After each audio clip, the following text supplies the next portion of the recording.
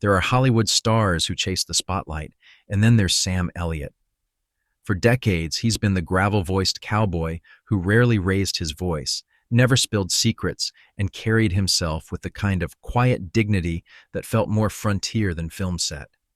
But now, at 80 years old, that silence has cracked.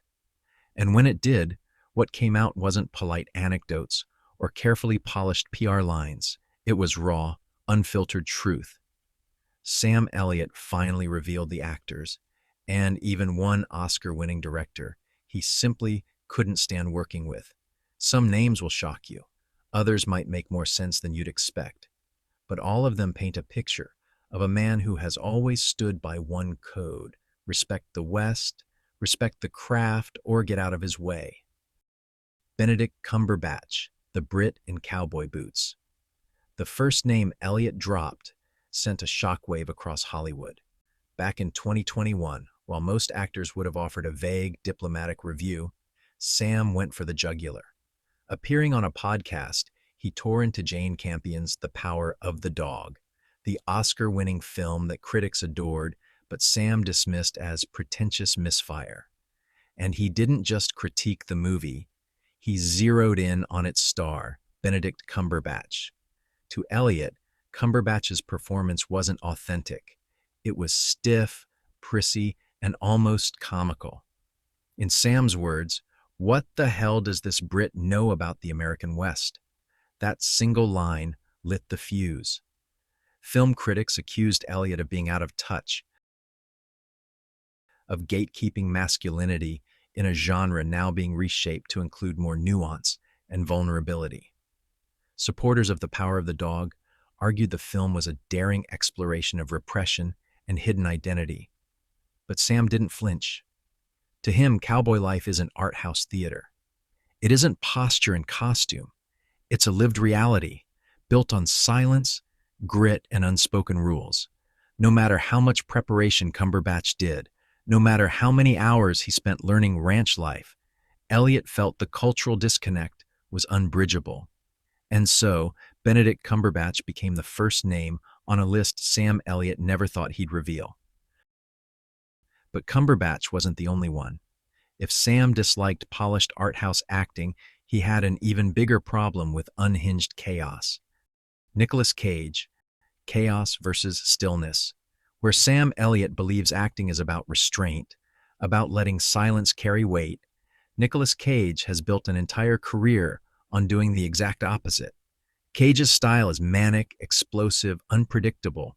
To millions of fans, that's genius. To Sam Elliott, it was disorder. When the two shared the screen in Ghost Rider, you might think sparks would fly. On screen, yes. Off screen, not at all. Sam did his job, delivered his lines with stoic gravitas, but he kept his distance. Later, he described actors like Cage as more firework than flame, a stinging indictment that said it all. Flashy, loud, and gone in a moment, leaving little behind but smoke. Sam's philosophy has always been that the strongest performances come from subtlety, a glance, a pause, the kind of silence that pulls the audience closer. Cage, by contrast, was an eruption, and Sam thought it hollow. Awards, fan devotion, and critical praise never swayed him. Elliot saw Cage's style as erosion of an art form he considered sacred. To Sam, it wasn't rivalry. It wasn't bitterness. It was simply a fundamental difference in values, and a line he would never cross. But if Nicolas Cage embodied chaos, the next name on Elliot's list represented something even worse in his eyes: Hollywood's glossy version of the West.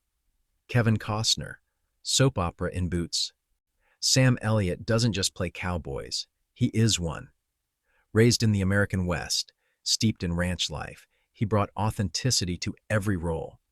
Authenticity that can't be faked with wardrobe or dialogue. So when Kevin Costner became Hollywood's favorite modern cowboy, first in Wyatt Earp and later in Yellowstone, Elliott wasn't impressed. Costner's version of ranch life was too polished, too cinematic. The boots were clean, the cattle barely smelled, and the lines were delivered with Hollywood smoothness rather than weathered grit. In private, Sam scoffed. He plays a rancher like it's dress up, like cosplay. That single remark captures Elliot's lifelong frustration with what he sees as a diluted version of Western storytelling. The biggest clash came with Yellowstone. While the show became a phenomenon, Sam turned down an offer to appear. Why? He dismissed it outright as soap opera with a cowboy hat. The tension never boiled over into open hostility, but producers described the chill between them as enough to freeze a desert. For Elliot, it wasn't personal, it was principle. Costner symbolized the Hollywood West. Glossy, curated, cinematic. Elliot stood for the old code. Quiet, raw, authentic. And neither man was willing to bend. If Costner was too glossy, the next actor was too theatrical. And for Sam Elliott, pretension was the biggest sin of all. Jared Leto, pretension over purpose. Few actors divide opinion like Jared Leto. For some, he's a daring chameleon who disappears into roles. For others, he's a headline chaser who mistakes antics for artistry. Sam Elliott falls firmly in the second camp. When stories emerged of Leto sending rats to his Suicide Squad co-stars, staying in character offset and blurring the line between performance and real life, Elliott rolled his eyes.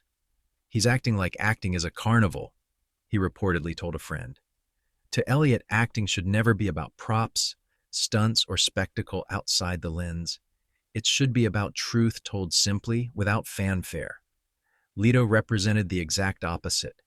There was even a project where the two almost crossed paths. Elliott quietly walked away the moment the casting shifted toward Leto. No press statement, no dramatic feud, just silence. A silence that said everything. But if Jared Leto represented theatrical pretension, the next name hit even closer to home. Sam actually worked with him day after day, and still found him lacking. Ashton Kutcher, the algorithm actor. Netflix's The Ranch paired Sam Elliott with Ashton Kutcher. On paper, it looked like a clash of generations. The old-school cowboy actor beside the sitcom star turned tech investor. On set, it was exactly that. Elliott stayed professional, showed up, delivered his lines with the same authenticity he always had. But behind the scenes, he wasn't impressed. Crew members recalled him muttering, "Decent guy, but no real actor." For Elliott, Kutcher represented the modern system, where charisma, charm, and a massive following could catapult someone to stardom without the hard road of grit and discipline. Sam had climbed through bit parts and character roles before becoming a legend. Kutcher had rocketed to fame on sitcom laughs and viral appeal. Publicly, Kutcher was gracious, praising Elliott as a mentor and legend. Privately, Elliott kept his distance. To him, Kutcher's energy was light, crowd-pleasing, but hollow. It lacked the weight and truth real storytelling demanded. Sam's criticisms weren't limited to actors. When it came to directors, he could be just as unforgiving, and in one case, it sparked a public feud heard across Hollywood. Jane Campion, the director's showdown. Elliott's firestorm around the power of the dog didn't just target Benedict Cumberbatch. It hit the film's director, Jane Campion, head-on. Sam dismissed her take on the West as inauthentic, going as far as saying a filmmaker from New Zealand had no business exploring cowboy culture. Campion didn't stay silent. At the Directors Guild of America Awards, she clapped back in front of the entire industry. "He's not a cowboy, he's an actor." The moment was explosive. Critics framed it as a battle between old Hollywood and new, between gatekeeping tradition and inclusive storytelling. Campion accused Elliott's comments of being not just dismissive, but sexist, an attempt to control who had the right to tell Western stories. Sam, true to form, didn't issue an apology. He stood by his code, even if it cost him goodwill. For him, the West wasn't a setting for reimagination. It was a way of life, and he wasn't about to compromise that belief. But perhaps the most painful name on Elliott's list wasn't an enemy at all. It was a friend, one he thought he'd never lose. Jeff Bridges.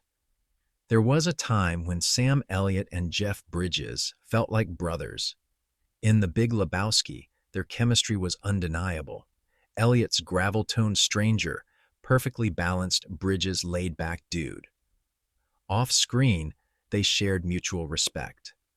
Both were authentic, grounded, and allergic to Hollywood glamour. But after Bridges won his Oscar for Crazy Heart in 2010, something shifted. He became harder to reach, more polished, more aware of his status. To most, it was natural evolution. To Sam, it was a quiet betrayal of the values they once shared. Later, Elliot made a cryptic remark. Some folks change, others just show who they always were. Fans immediately linked it to Bridges. What hurt wasn't anger, it was loss. The two stopped attending each other's premieres, stopped offering the casual support that once defined their friendship. No public fights, no dramatic falling out, just silence. For Elliot, loyalty was sacred. When it faded, it cut deeper than any feud. And with that, the list was complete. Not just a roll call of grudges, but a map of what Sam Elliott stands for. Sam Elliott is more than a Hollywood actor.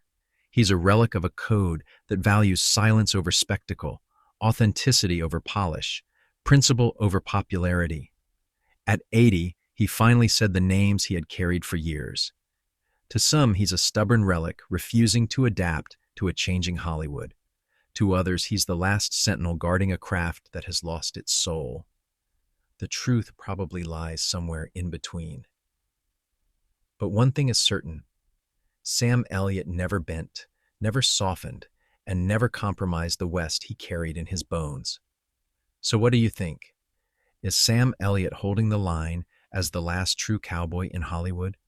Or is he simply unwilling to accept that the world, and the art form he loves, has moved on?